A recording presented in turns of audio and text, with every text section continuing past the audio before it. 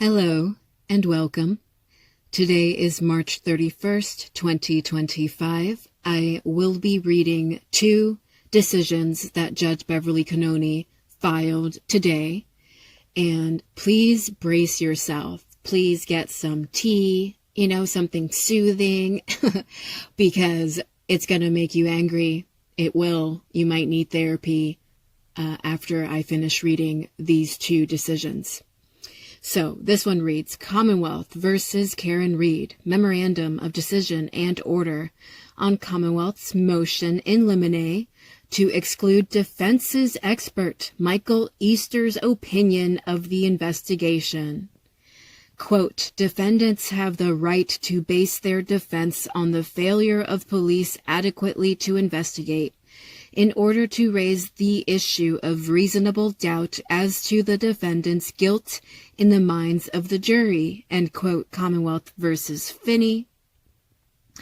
To support a so-called Bowden defense, a defendant may present, quote, evidence that certain tests were not conducted, that certain police procedures were not followed, or that certain information known to the police about another suspect was not investigated in circumstances in which it was reasonable to expect that the police should have conducted such tests, followed such procedures, or investigated such information. Provides the Massachusetts Guide of Evidence, subsection 1107.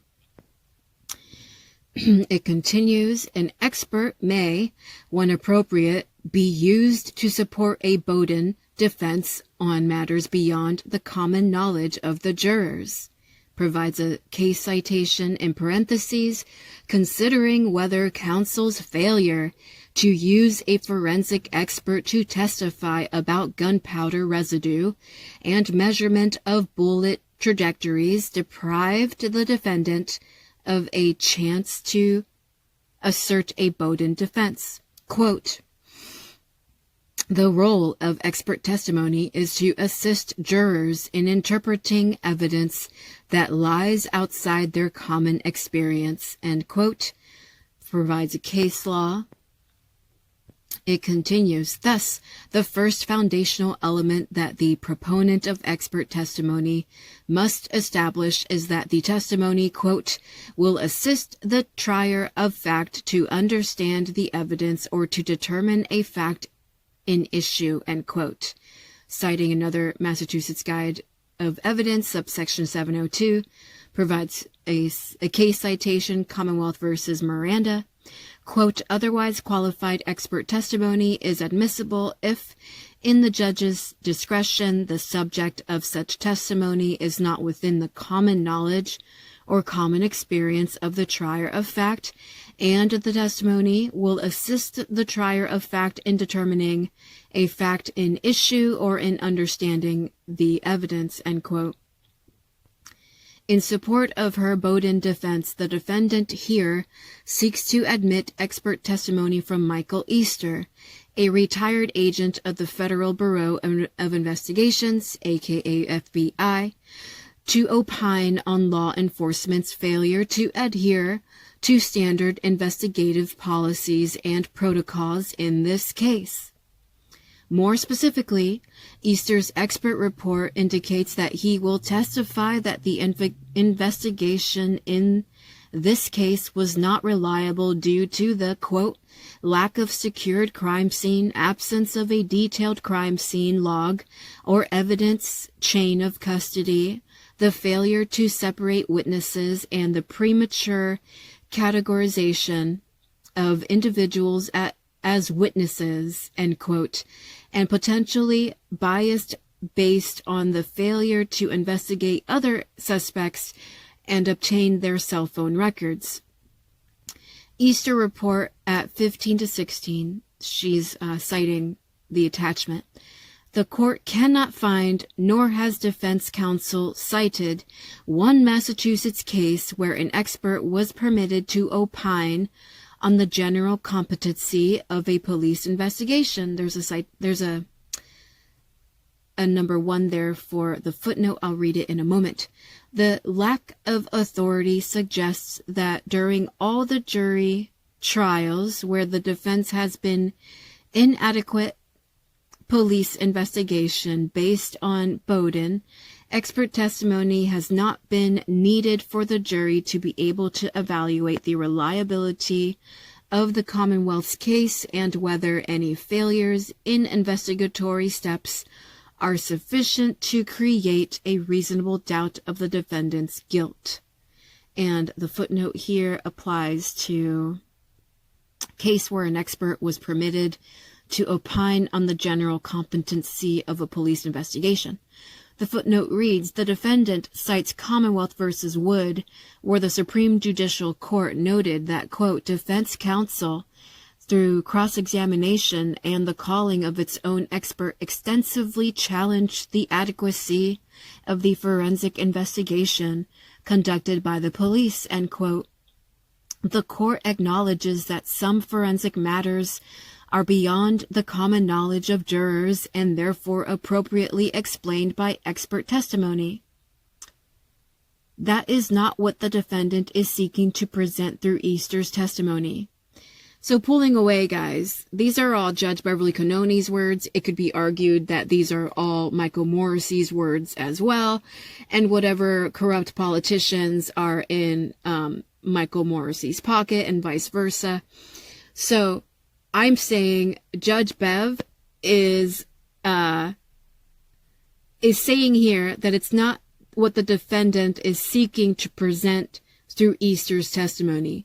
Judge Beverly Cannoni at the Superior Court in Dedham, Massachusetts, knows full well that everything the defense argued in presenting Easter as an investigation expert is true.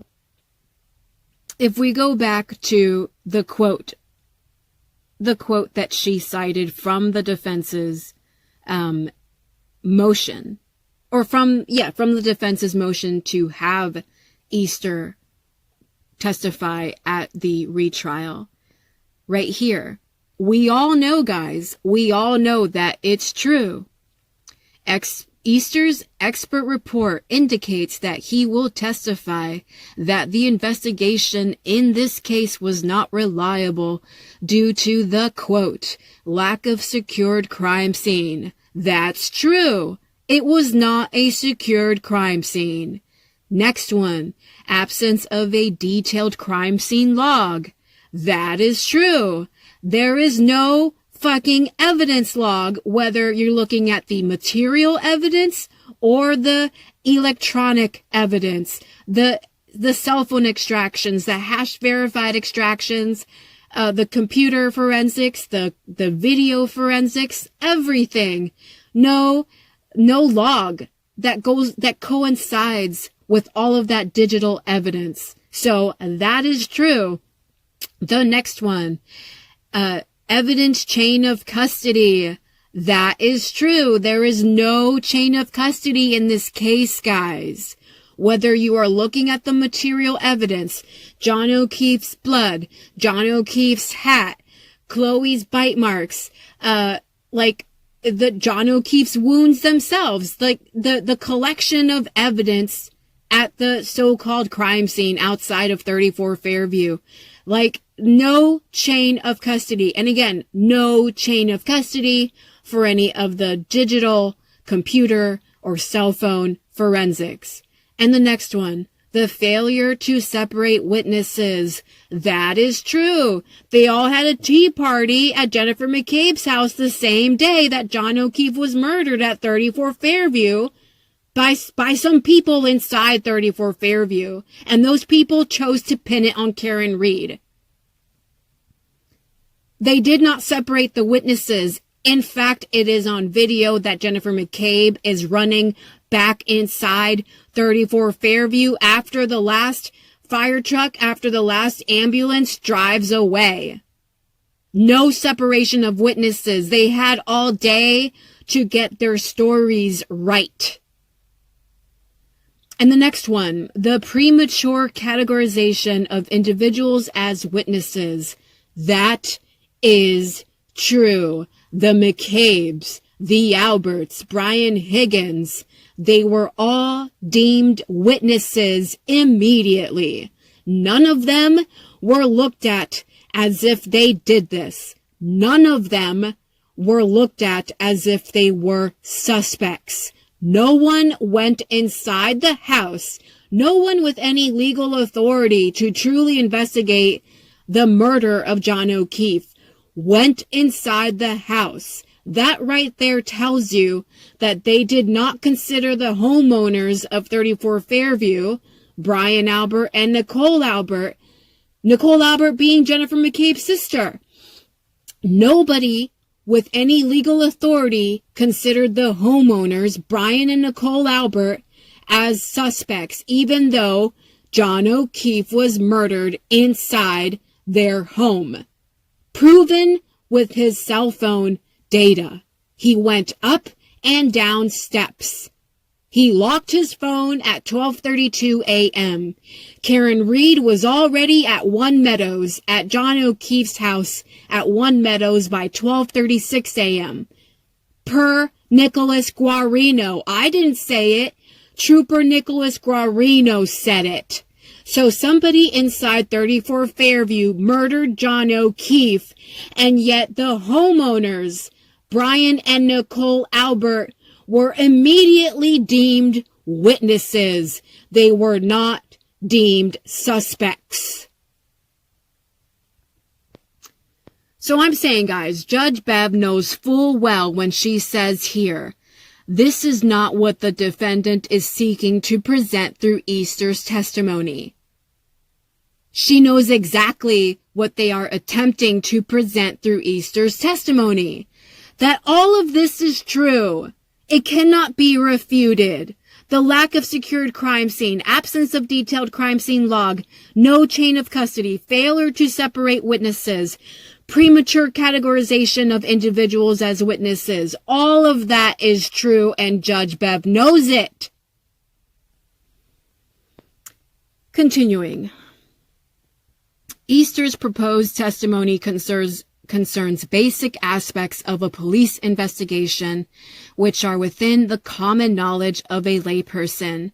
Through zealous cross-examination of police witnesses, the defendant can cast doubt on the reliability of the investigation by demonstrating how it differed from standard practices and procedures, and can raise the issue of potential bias by police action or inaction, as counsel did effectively during the first trial. Wow.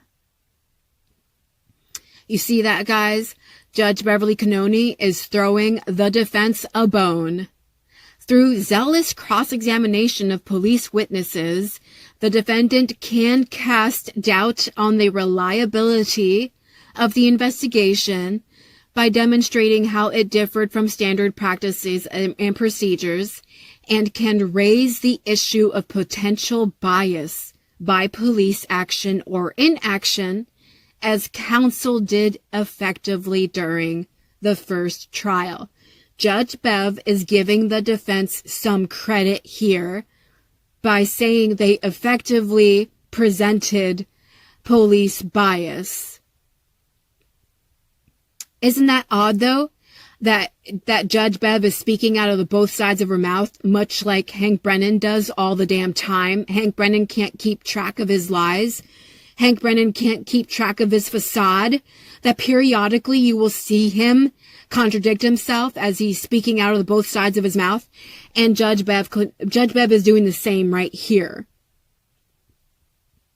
And again, guys, I remember during the hearing, Judge Bev asked Alan Jackson if anybody else had presented an investigation expert in any other case in the state of Massachusetts, and the answer was no, or he didn't know.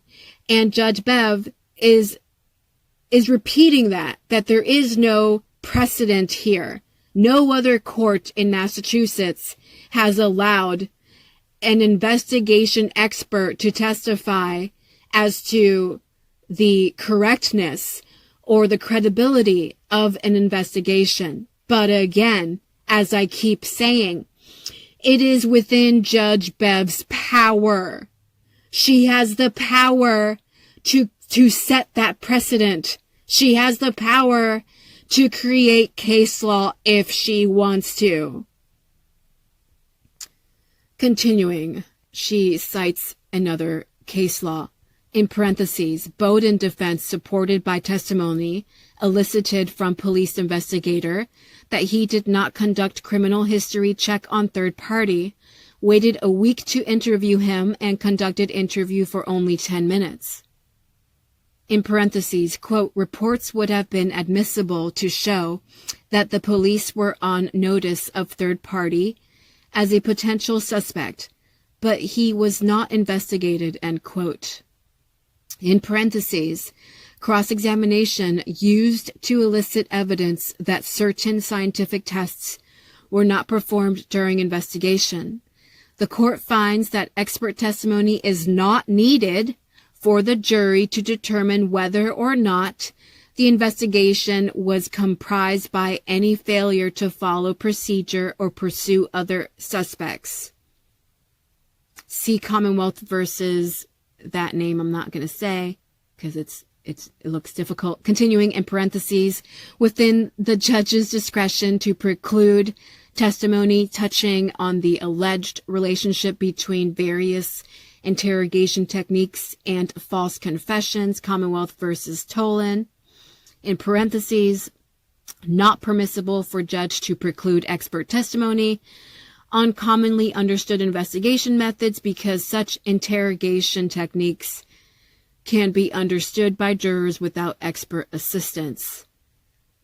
I think these case citations, the case law she's citing, I think they all fall short. Why is she citing case law when she's already said that there is no precedent in Massachusetts for a party in a criminal case to have an investigation expert like Mr. Easter? So why is she citing other case law that isn't really applicable in my opinion? I'm going to read that last sentence, guys. Not impermissible for judge to preclude expert testimony on commonly understood investigation methods because such interrogation techniques can be understood by jurors without expert assistance. It's not about what the jury can understand with or without expert assistance. It's that other courts, other cases around the U.S. have successfully utilized an investigation expert. And it does help the party who is arguing, whether it's the defense or the prosecution, it does help their case to have an investigation expert on the stand, like Easter, say, yeah, I'm a retired FBI agent, and the way in which this case was investigated is quite poor. It is insufficient. I personally would not have prosecuted Miss Reed. Right? I'm saying, guys, like, it's perfectly reasonable to have an investigation expert, and there is precedent for it in other states. There could be precedent for it in Massachusetts if Judge Beverly Cannoni wasn't so corrupted.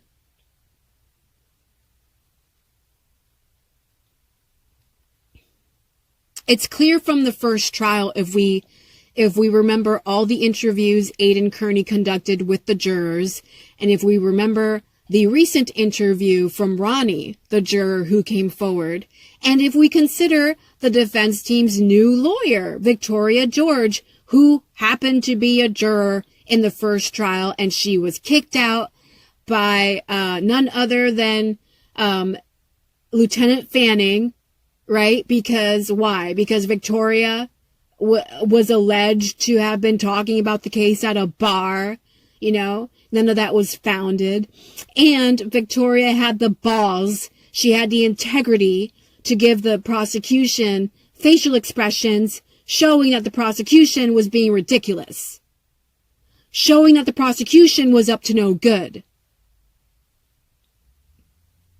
So if we consider everything the jurors from the first trial have stated, including Karen Reed's new defense attorney, Victoria George, we all know that the way in which the evidence was presented was confusing for the jurors. We all know that the jurors didn't even know that ARCA was hired by the FBI, and therefore the jurors assumed that ARCA was hired by the defense.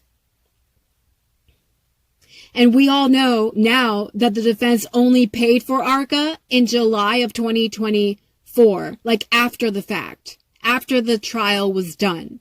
The defense team received a bill. They didn't know they were going to receive it. And according to the U.S. government, the defense team was forced to pay for it because no one else was going to pay for it, that $23,000 invoice.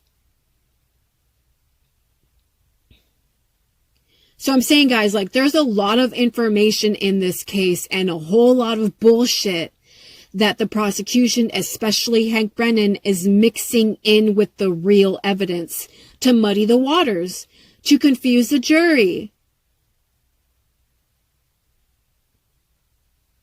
So would it not be helpful to have an investigation expert to clarify the bullshit in this case? It absolutely would be helpful. But according to Judge Bev, guys, this sentence, the court finds that expert testimony is not needed for the jury to determine whether or not the investigation was compromised by any failure to follow procedures or pursue other suspects. Judge Bev is putting it on the defense to make that happen. She's like, you guys want to prove that the investigation was compromised by failure to follow any procedures or to pursue other suspects? You guys are on your own. You guys are on your own. You are not allowed to have an investigation expert to back up what you're saying and to appear more credible to the jury. Continuing. The defendant is undoubtedly permitted to pursue a Bowden defense, and the court will give the jury a Bowden instruction if requested. However, jurors are perfectly qualified to evaluate the adequacy of the police investigation in this case without the assistance of expert testimony or proffered by the defendant. Bullshit, Judge Beverly Cannoni. Jurors are perfectly qualified to evaluate the adequacy of the police investigation in this case without the assistance of expert testimony as proffered by the defendant.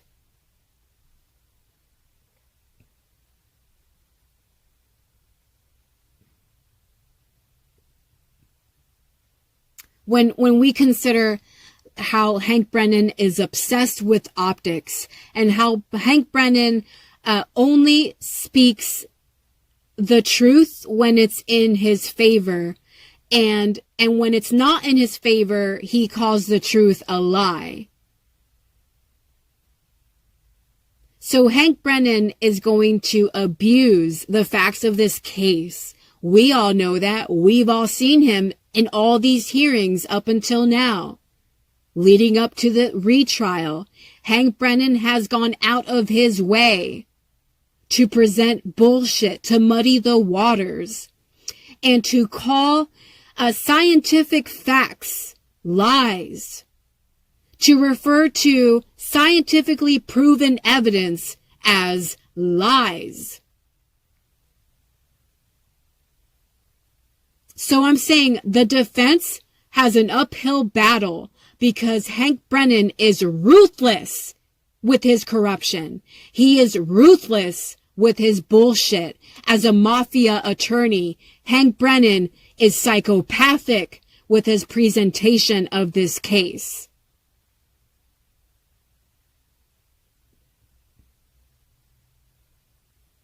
And the jurors are now forced, thanks to Judge Bev, they are forced to listen to Hank Brennan's bullshit without an expert like Easter an investigation expert like Easter to refute the bullshit that Hank Brennan is spewing.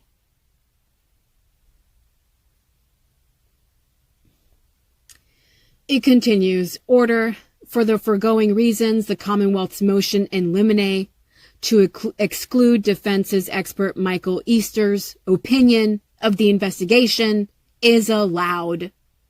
March 31st, 2025, Beverly Cannoni.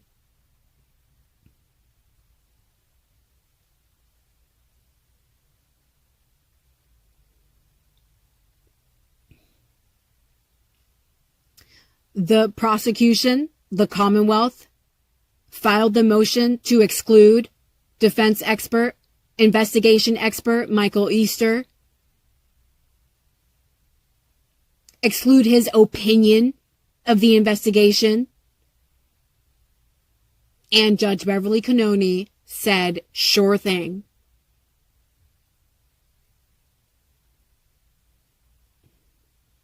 Let's read the next document.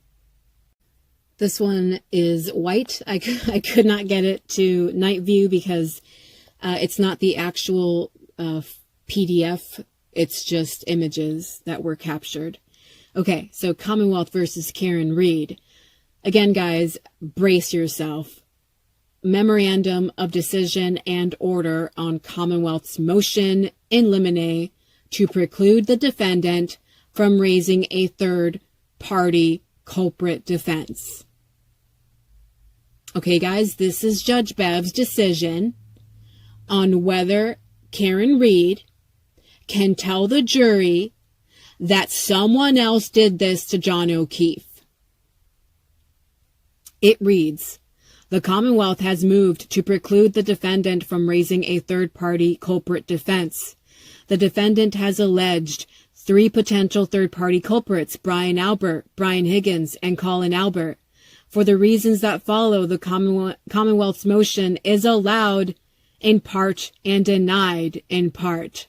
The opportunity to present third-party culprit evidence is guaranteed by the Due Process Clause of the 14th Amendment because, quote, it is rooted in the right of criminal defendants to a meaningful opportunity to present a complete defense, end quote. Commonwealth versus Scott. Quoting Crane versus Kentucky, quote, a defendant may introduce evidence that tends to show that another person committed the crime or had the motive, intent, and opportunity to commit it, end quote. Commonwealth versus Silver Santiago. Abrogated or on other grounds by Commonwealth versus Moore. However, the defendant's latitude to introduce such evidence is not boundless. Commonwealth versus Kirkland provides another case law. Commonwealth versus Acevedo.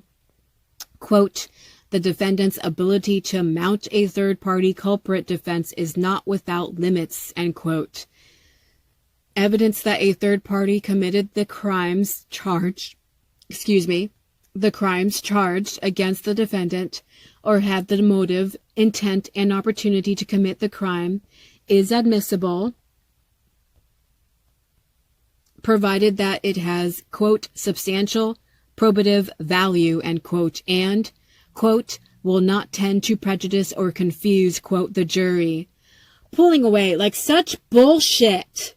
Everything Hank Brennan has done up until this point, leading up to the retrial, has been an attempt, a rather strong-willed attempt, I might add, to prejudice and confuse the jury. We all know that. That was Hank Brennan's MO this entire time since he entered this case. He has been using the camera to muddy the waters. He has been calling scientific truth lies. He has been calling irrefutable evidence unreliable. He has been calling credentialed and qualified and credible experts from the defense side. He's been calling them unqualified and, quote, experts. Like as if Hank Brennan has not already confused and prejudiced the potential jury pool by now. So how dare she cite a case law in which that Hank Brennan has already violated?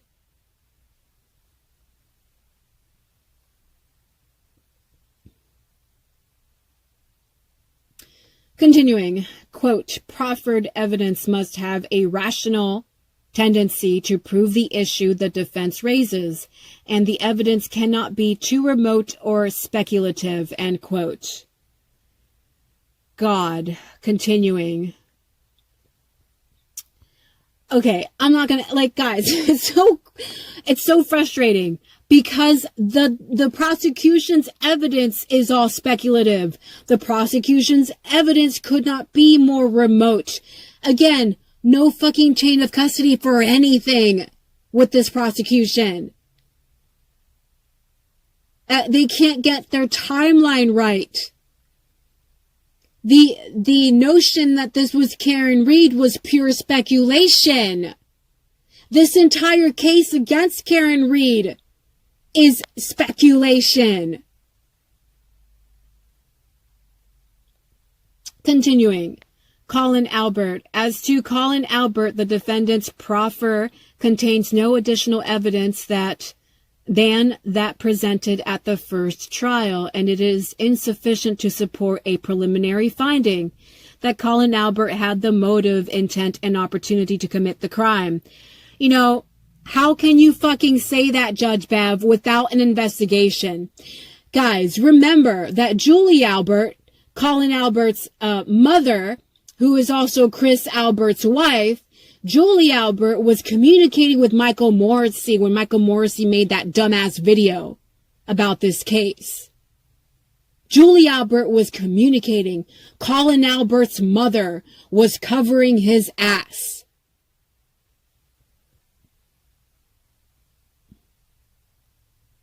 Michael Morrissey is the prosecution's oversight in this case.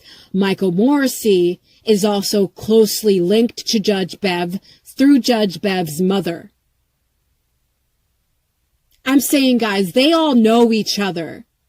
And just look at Judge Bev basically saying there's no way Colin Albert could have committed this crime. I'm going to keep reading. The evidence of opportunity is wholly inadequate. There is no evidence that Colin Albert was at 34 Fairview when the defendant and Mr. O'Keefe arrived at the home. Pulling away, guys. There's no evidence that he was not at 34 Fairview. Why wasn't Colin Albert's phone investigated?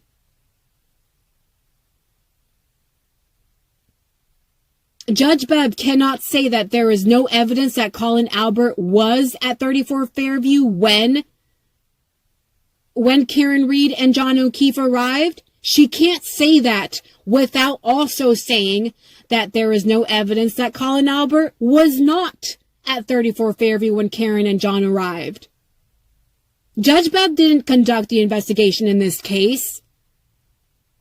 Guys, do you see between her decision in the other motion we just read and this decision?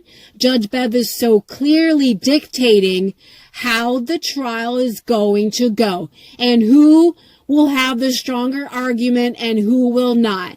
She's giving the defense a bigger hill to climb than she is giving the prosecution. I hope you are all paying attention. Judge Bev is protecting Colin Albert, much like Michael Morrissey protected Colin Albert.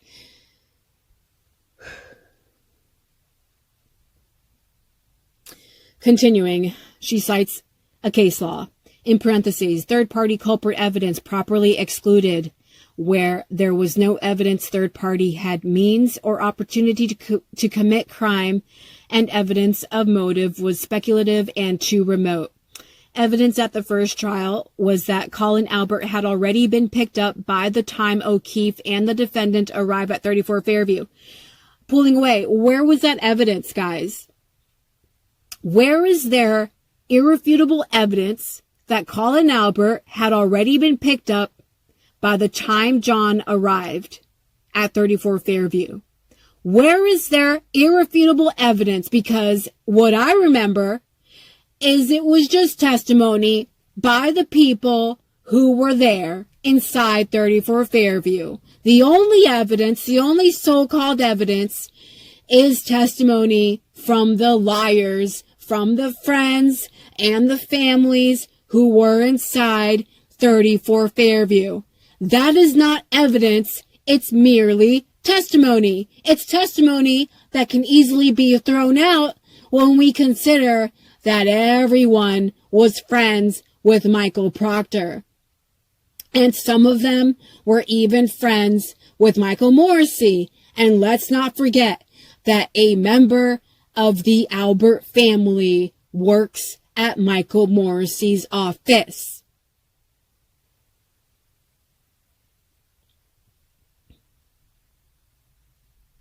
And I'm not saying testimony is not considered evidence. It absolutely is considered evidence. I am saying that because the only way we know, the only way we understand Colin Albert's actions that night is through the liars who testified about Colin Albert's actions that night. So how can that be reliable evidence? We are taking their word at face value for real. Everyone inside that house who has motive, who has reason to lie, to protect Colin and to protect Brian, both Brians.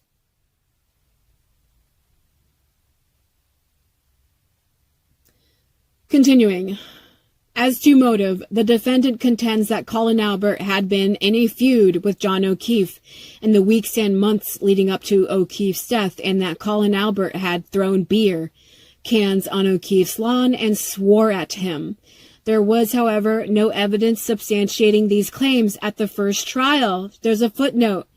Guys, again, she considers the testimony, she refers to it as evidence right here.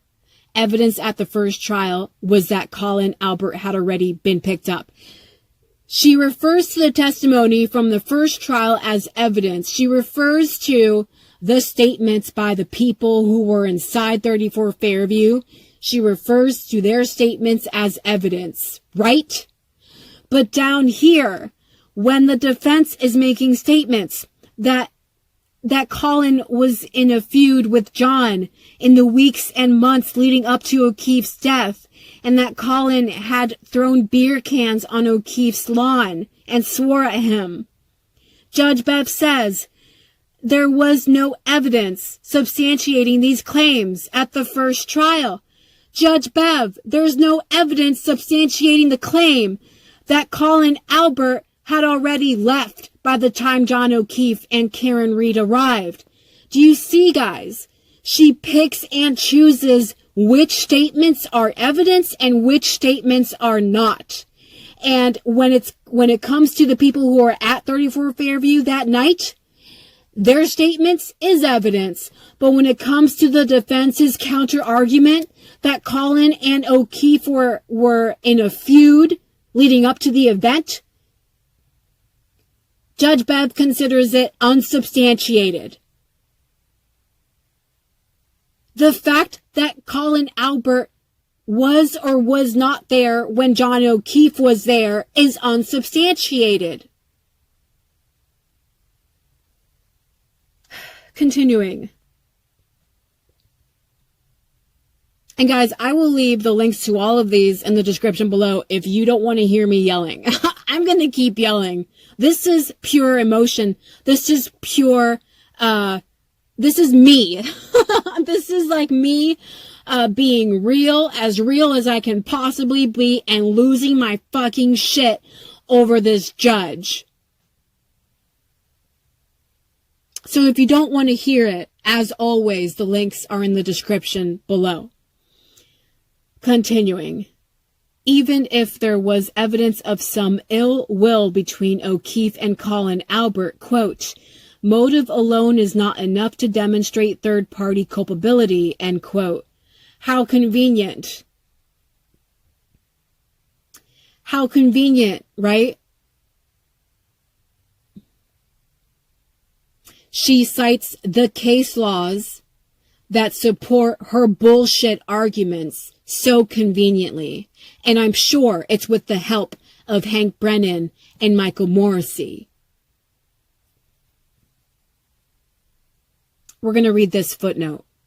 Number 1, to the extent that at the upcoming trial, the defendant would offer hearsay testimony to support the claim that Colin Albert had a feud with O'Keefe to be admissible, such evidence must be otherwise relevant, not tend to prejudice or confuse the jury, and there must be other, quote, substantial connecting links, end quote, to the crime. See Commonwealth versus Rice. The proposed evidence does not provide a substantial connecting link between Colin Albert and O'Keefe's death. See Commonwealth versus Martinez.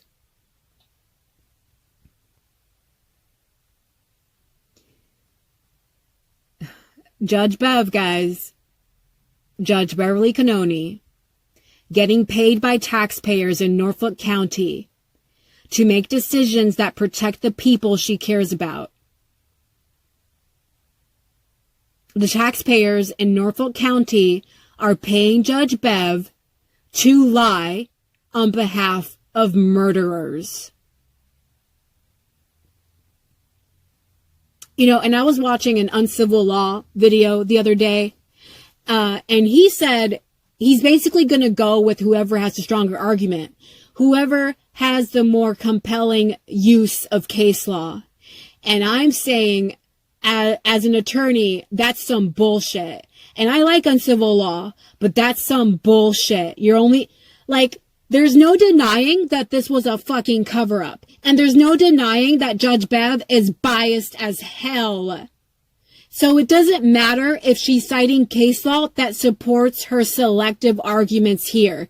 Anybody can cite case law to support bullshit arguments. Anybody can do it. It's why they say you can indict a ham sandwich. You can literally cite any case law for any argument you want, even if that argument is bullshit. We've seen it over and over again from Hank Brennan. He will argue bullshit, and he will somehow find case law to support his bullshit. And Judge Beverly Cannoni is doing the same exact thing in her decision here.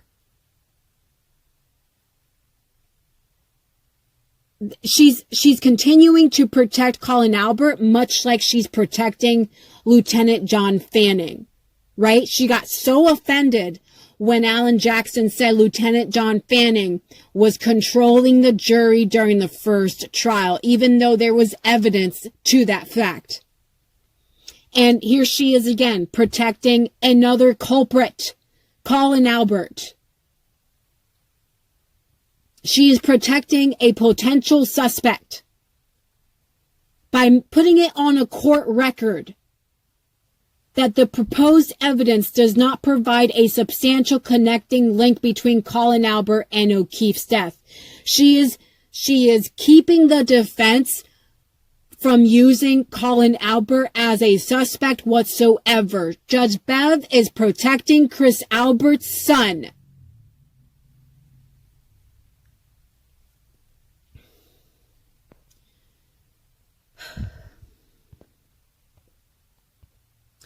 We're on page 3, continuing.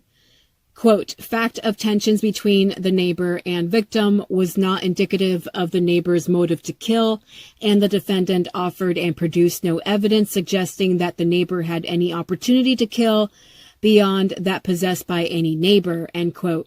Moreover, the theory that Colin Albert is the third-party culprit because he had scraped knuckles at some point after O'Keefe's death had been seen in a video drunkenly taunting others with no connection to O'Keefe and apparently was not named in police reports is speculative at best. Speculative at best. You see, guys, Judge Bev will bat for Colin Albert. She will bat for the Alberts, but she will not for the defense. Because again, this entire case is speculative. This entire case is moot of any real evidence, of any reliable evidence.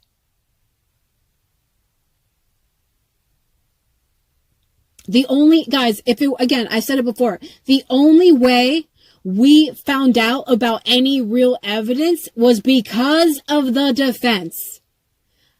Accepting the few slip-ups from the MSP, like Nicholas Guarino and Paul, Trooper Paul, Joe Paul. Both troopers couldn't get their timeline right.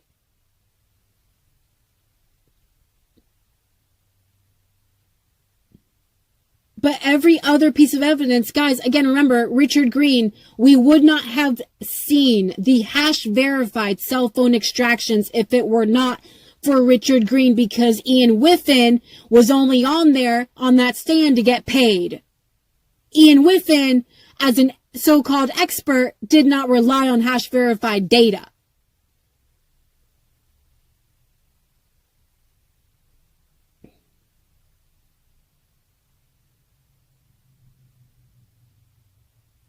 I'm saying the only side with any speculation is the fucking prosecution. But this is Judge Bev. This is also her opportunity to clear the record, to protect Colin Albert, to make Chris and Julie Albert fucking happy.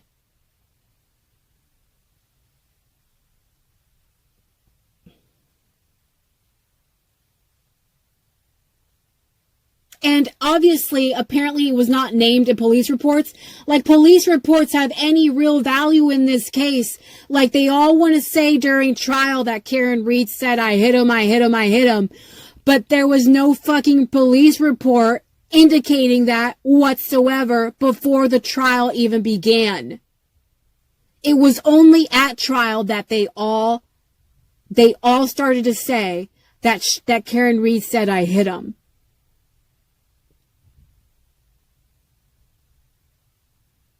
No fucking police report with Karen Reed saying, I hit him. So what does it matter that there's no police report of Colin Albert's bullshit? Hello, the MSP and the Canton PD, are you fucking serious? There's no police report, so it couldn't be true?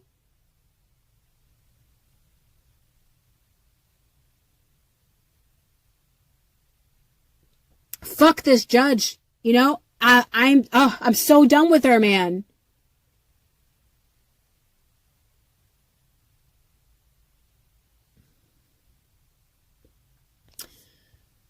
Continuing.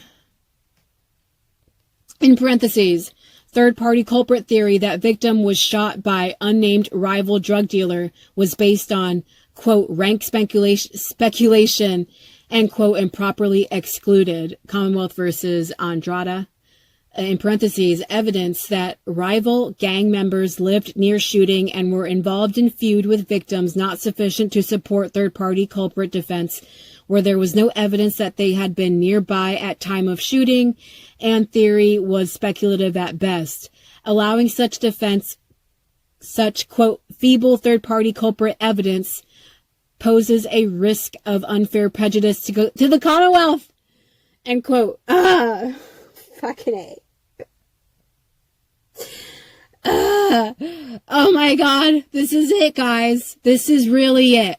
Allowing such feeble third-party culprit evidence poses a risk of unfair prejudice to the Commonwealth.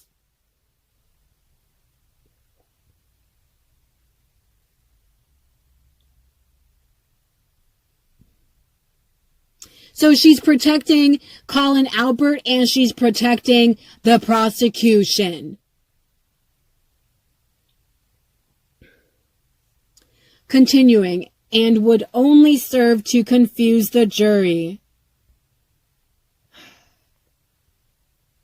Continuing, accordingly, evidence that Colin Albert is a third-party culprit is excluded from trial. The Commonwealth's motion in limine is allowed as to Colin Albert.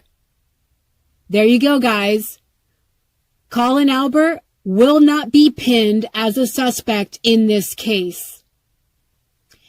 Judge Bev protected him and Michael Morrissey protected him. Michael Morrissey protected Colin Albert before the first trial even began with Michael Morrissey's bullshit publicity about this case. And they are still protecting. Michael Morrissey and Beverly Cannoni are still protecting Colin Albert. Colin Albert is going to be all right for the rest of his fucking life. He's going to get away with murder. And I'm not saying he did this. I'm not saying Colin Albert killed John O'Keefe. There was absolutely opportunity for Colin Albert to be the one to do it. We won't ever know because Canton PD and the MSP didn't do their fucking jobs. But I'm saying if Colin Albert murders someone in the future, he's going to be all right because he's got prosecutors and judges defending his ass. He's got prosecutors and judges holding a bubble of immunity around him. I hope you're fucking happy, Chris and Julie. Your son will get away with being an asshole for the rest of his life. You know? A menace to society, a dangerous person to society. And none of us will know a damn thing about it because he's going to have people like Michael Morrissey and Judge Bev covering for his ass. Continuing. Brian Albert and Brian Higgins. As to Brian Albert and Brian Higgins, the defendant's proffer is barely sufficient, and the history of the first trial casts doubt on the seriousness of the claim. However, to protect the defendant's right to a fair trial, and in recognition of the fact that the defendant has no burden to prove anything under our law, the court will take the same incremental approach as it did the first trial. Defense counsel are ordered not to mention potential third-party culprits in opening. She's dictating their fucking opening statement, guys. They're not permitted to mention a third party in their opening statement.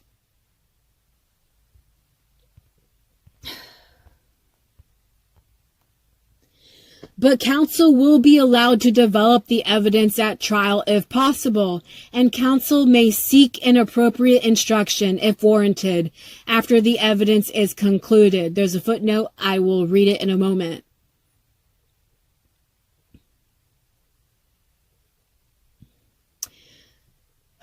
Though the court may ultimately exclude the proposed third-party culprit evidence, or counsel may abandon the theory, that does not mean that the defendant cannot offer the evidence to show the inadequacy in the police investigation, provided that the proper foundation has been established. You see that, guys?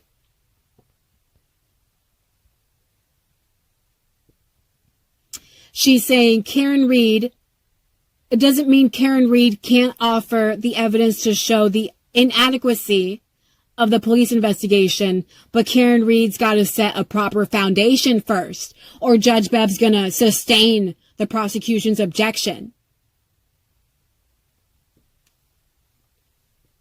Again, guys, Judge Bev is creating a higher hill for the defense to climb for the retrial than the prosecution has. And this is the fucking prosecution's case.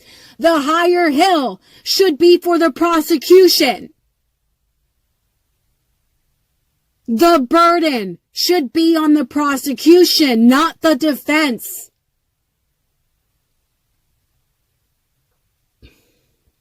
Continuing.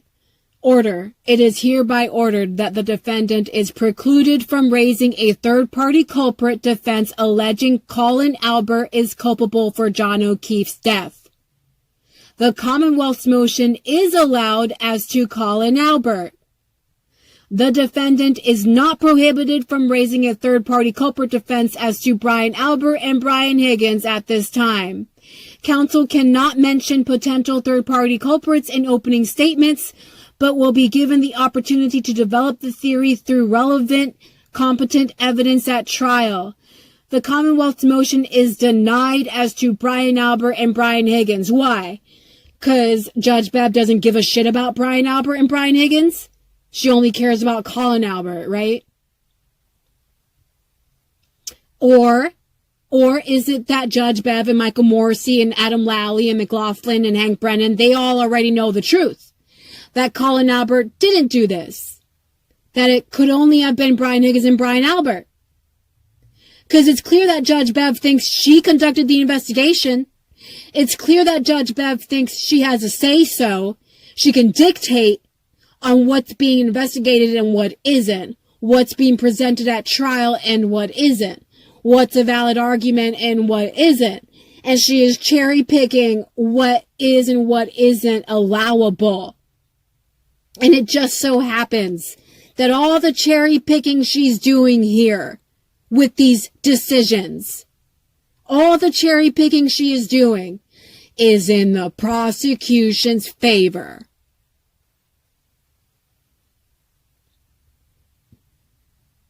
What if Colin Albert was the one who killed John O'Keefe? What if Colin Albert was the one that beat the shit out of John O'Keefe, and then Brian Higgins and Brian Albert were the ones who put John O'Keefe's body outside? Maybe Chris Albert was there. Maybe Kevin Albert was there. Maybe all the fucking Alberts were there. But because everybody lied for them, we will never fucking know. But my point is, guys, what if Colin Albert is the one that did this to John O'Keefe? And we will never know. We will never have that justice because Judge Bev has cemented her protection around Colin Albert. And it's no coincidence that Michael Morrissey was also protecting Colin Albert before the first trial even began. Maybe it was Brian Albert. Maybe it was Brian Higgins. Maybe it was a combination of all three men. I said this in one of my earlier videos 8 months ago, that I think it was more likely Colin Albert, Brian Albert, or Brian Higgins. But that Kevin Albert also had an opportunity. Chris Albert also had an opportunity. Because again, guys, they all know each other. They could have all been at 34 Fairview. And nobody mentioned Chris Albert at 34 Fairview, and nobody mentioned Kevin Albert at 34 Fairview because they were lying. And we will never know the fucking truth.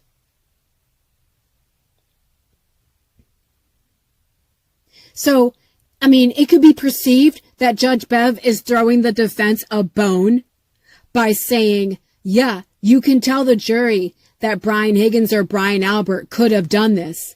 But it's not really a bone when the defense is being silenced during their opening statement. The opening statement is so fucking crucial. And anybody who pays attention to cases, whether it's criminal, civil, whatever, the opening statement is fucking crucial. And to not be able to say somebody else could have done this during your opening statement is dictating the defense of Karen Read. Judge Bev is dictating the defense of Karen Read.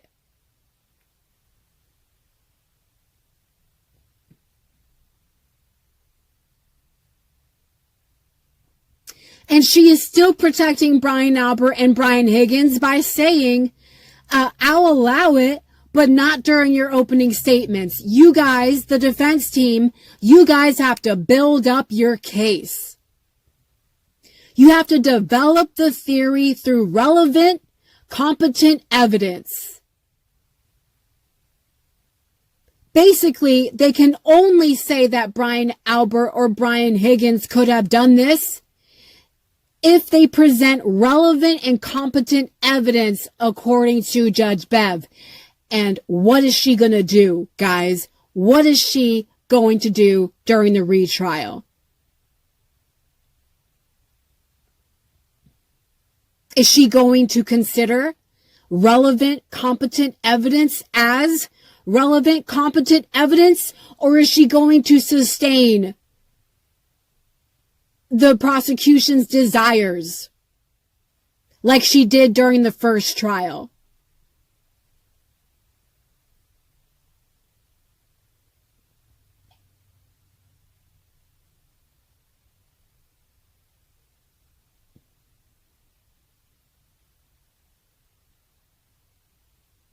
If Colin Albert did this, he got away with murder because of Judge Bev.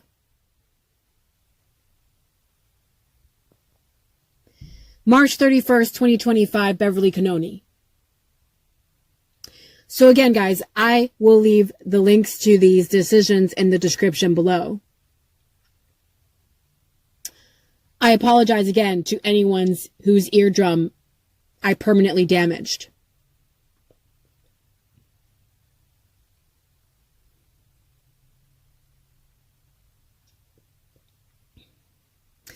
The defense is being squeezed here.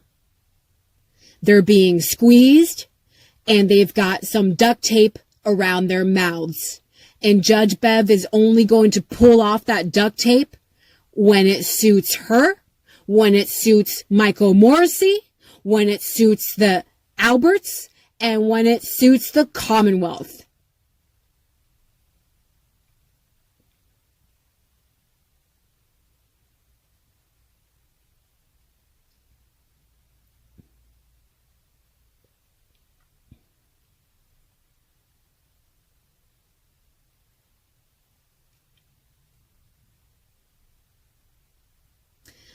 I've begun sharing Karen Reed's defense fund, the links to her defense fund more recently, more often, because it is so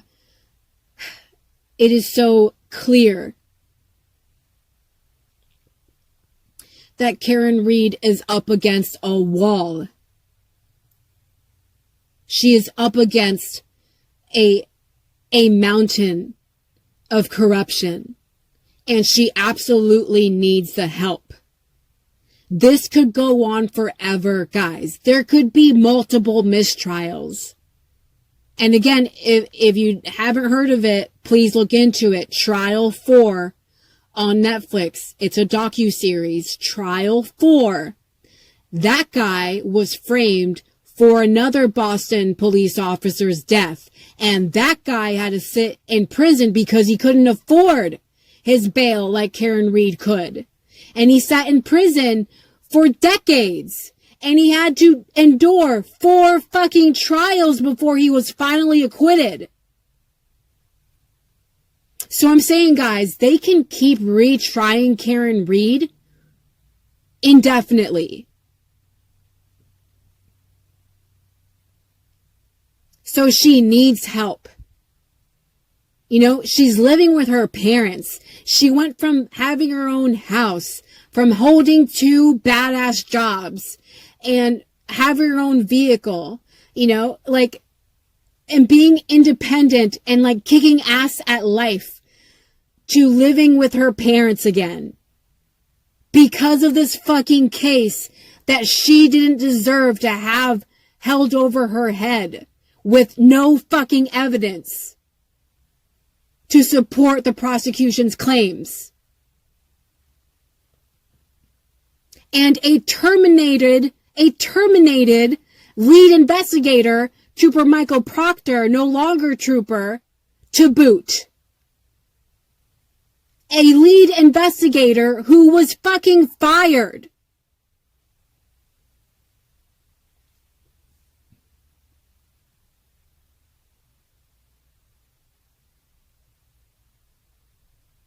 And that's not the end of it. Remember, Brian Albert retired. Brian Albert was still a Boston police officer when this happened. He retired. Kevin Albert was at Canton PD. He's not there anymore.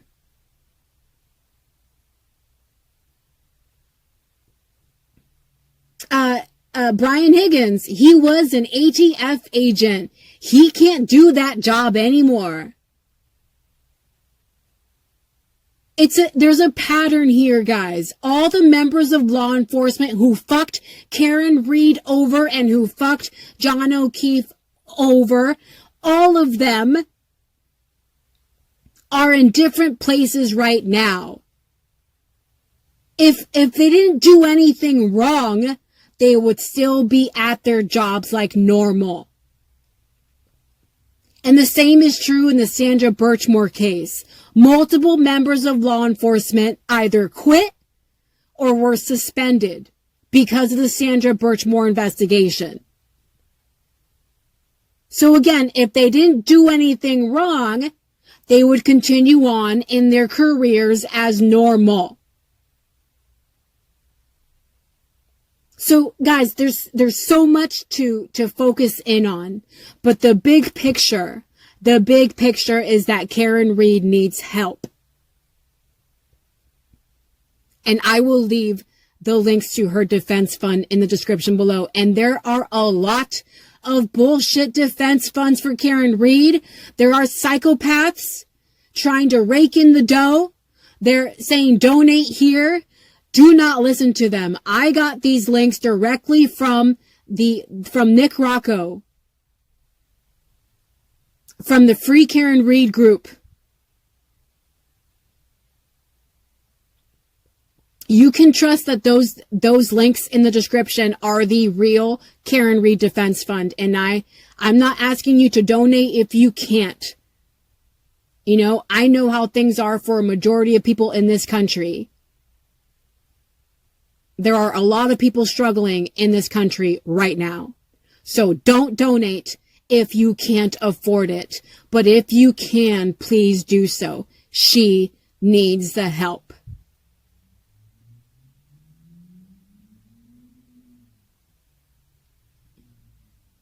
Thank you for watching.